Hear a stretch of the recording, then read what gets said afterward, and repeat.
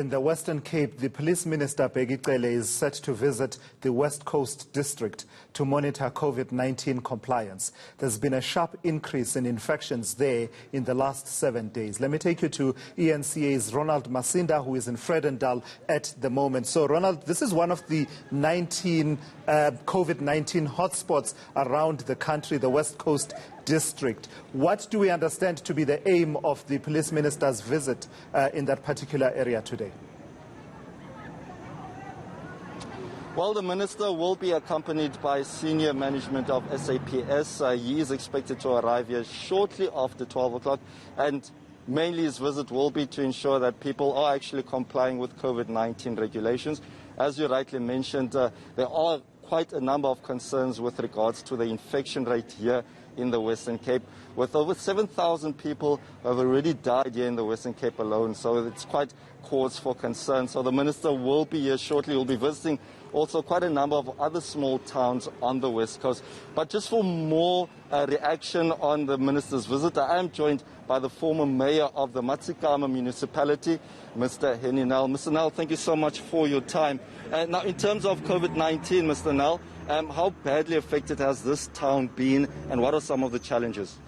Ja, baie dankie. I'll keep it for you. Sorry, Mr. Nell. Baie dankie, Ronald, dat julle in MATZIKAMA is, in Vredendal is. Ek is HENNIE NELL, ek is 'n raadslid. Ek is die vorige speaker en dan was ek ook geseën met 14 dae dat ek die burgemeester is. Maar ek is een van die long-standing councillors in MATZIKAMA. So I do have a very good understanding currently what is happening related to COVID-19 and imposed regulations and so on. Currently, the total area of MATZIKAMA, all the towns, is actually that there's 1,208 cases currently in MATZIKAMA. So, in the West Coast, our area, MATZIKAMA, is highly affected. Ons het 'n groot probleem in MATZIKAMA rakende COVID. Ons hoor elke dag van mense wat sterf. So ons is 1208 active gevalle heidaglik. So dit gaan nie goed met ons nie. Dankie. 1,200 active cases, as you mentioned. What seems to be the issues on the ground? Because we are seeing quite a lot of people, since we arrived in this town, possibly not even wearing masks. Yeah, nee, that is, we have to relearn our people again and emphasize the fact that COVID is a serious war. And ons mense is nog nie ernstig genoeg nie. So ons moet van verskeidenheid van platforms moet ons praat oor COVID. Wat die munisipaliteit doen, ons het pamflette, ons het posters, ons het die local radio, ons het loudhailing wat gedoen word in die verskillende dorpe, ons het social media, ons het die webtuiste and so on. So there's a lot of actions, but it was during the festival season that level 3 was imposed by our president. So our command center have to function properly to make sure that every corner is actually communicated with, so that the people can understand the essence of adhering to the regulations. Ek dink vanoggend toe julle ingekom het julle gesien by Shoprite, there's social distance, but at the other area, business area, there was no social distance. Mr. Nell, let's wrap it up quickly, because politicians, one will argue, haven't done any good to the problems faced by people in this municipality. MATZIKAMA municipality was in the news for all the wrong reasons. The SIU raided the offices with regards to issues of the procurement or the irregular procurement of PPE. What has since happened? Has there been any arrests? And is corruption rife here in this municipality? Yeah, the way you look at things, that can give certain facts to the forth. But the current state is that we are not used to the protocols of the SIU, the Hawks and so on. So we do have high expectations that when you hear there's corruption, then you expect tomorrow there will be an arrest and so on. But currently, you hear a lot of things outside, but nothing real happen on the ground. So there's no corruption, is that what you say? No, the test will be in the court. From where I sit as a councillor, I experience there's not all the information in the municipality isn't conveyed to all the 15 councillors. So we hear a lot of things, allegations and so on. But the proof will be in the court.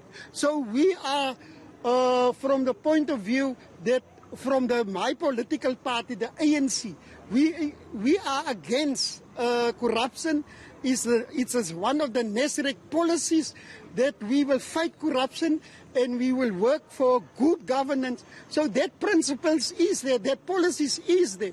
But on the ground and the ordinary councillors, they are not currently on the same umbrella regarding the real information regarding corruption. So the police have to come to the table and maybe speak better on their processes so that we can understand it better.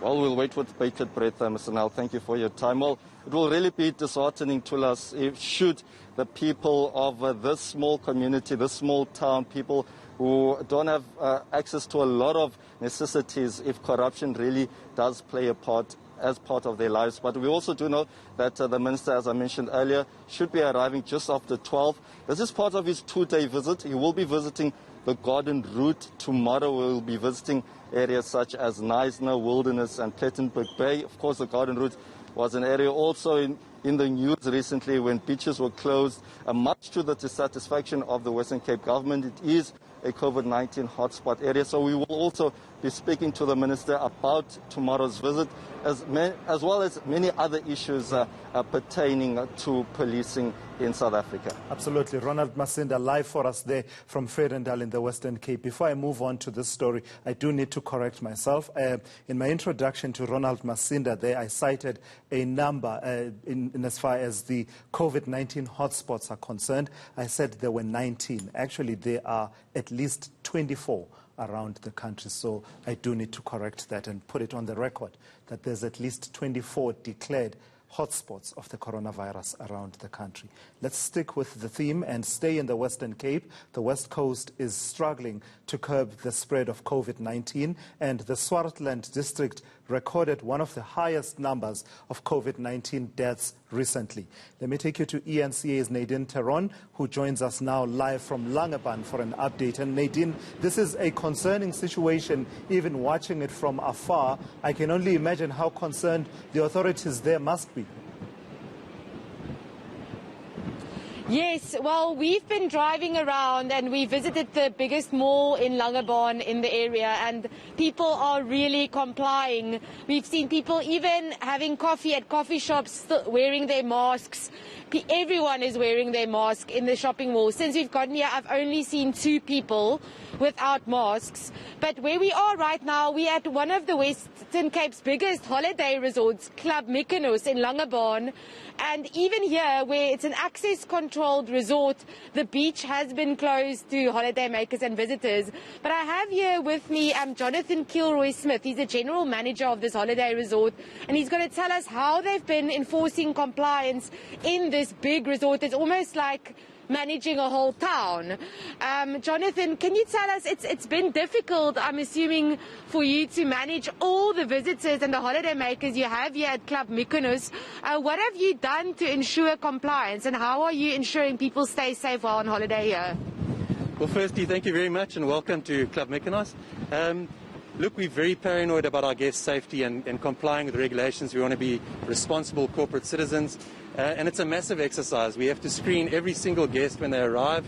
Their temperatures are taken, the full screening is done before they're allowed to check in. The same is done in every restaurant, in the casino. If you're going to ride on a quad bike, you've got to do the same. And the same applies to our staff. The staff are screened every single day. We've also actually gone out and bought our own fogging equipment so that we can fog high volume areas every day. We call them our Ghostbusters, so they get out and do their thing. And on top of that, we've done extensive training with our staff so they understand how COVID works and what measures can be put in place to keep our guests safe. The other thing we've done is we've we've taken away occupied service for our guests, and if they would like occupied service, then they can request it and it's available.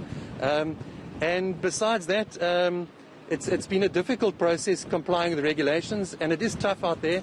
It's tough to convince people to come, but we are doing our best, and I think we are keeping everyone safe. And the facilities are all open except for the beach. And yeah, I think... Jonathan, sorry to interrupt you. Just tell us about the swimming pools. That is one area, you have quite a few swimming pools and you've decided to keep them open. Tell us about why. Our interpretation of the regulations is that private swimming pools can remain open. So our private swimming pools, which are just for residents, do remain open. We have limited the numbers, so there's a capacity for each swimming pool, which varies on the size of the swimming pool. And we also have our staff available that ensure that there is social distancing between them. They are closed at the hours of the lockdown, and the beach is strictly controlled that no one goes on the beach. Thank you so much, Jonathan. So there you have it. That's from the General Manager at Club Mykonos. It's quite empty this year, of course. Only a 60% capacity of the resort is occupied at the moment. And staff are not cleaning rooms daily. As you heard, it's not occupied cleaning either. In the area, we've heard that Saldanha Bay has had 17 COVID deaths in the past week, and it's got 555 active cases, which doesn't sound like a lot, but it's a very small town area, mainly tourist reliant, this Langebaan, so it's very, very empty at the moment. Yeah. Grim statistics there. Thank you for that report there. eNCA's Nadine THERON from a windy Langebaan in the Western Cape. And it will be interesting, of course, to also observe the intergovernmental relations situation when Bheki Cele is in the Western Cape. That always comes to the fore, how national government relates with the government of the Western Cape. The differences in terms of emphasis, in terms of strategy, somehow seem to always rear their ugly head one way or another. So let's see if that happens in the coming 2 days.